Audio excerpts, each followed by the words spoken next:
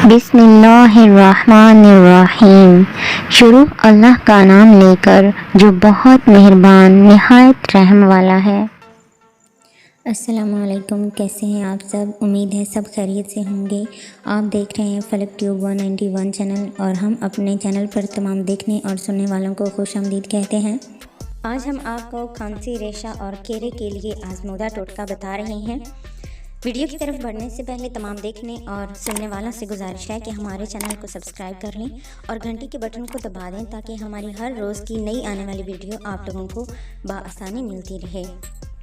हमारा मकसद अपनी आवाज़ में सिर्फ आप लोगों के मसाइल का हल आप तक पहुंचाना है, इसलिए वीडियो को एंड तक लाजमी देखिएगा और मज़ीद ऐसी वीडियोस देखने के लिए चैनल को सब्सक्राइब ज़रूर कीजिएगा।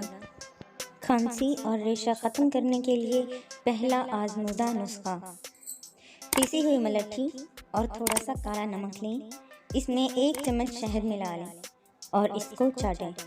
ये अमल कुछ दिनों तक करने से अंदर का रेशा निकल जाएगा। इसके साथ साथ खांसी भी ख़त्म हो जाएगी। इस नुस्खे के इस्तेमाल के साथ साथ नाक और नाक में सरसों का तेल भी लगाएं।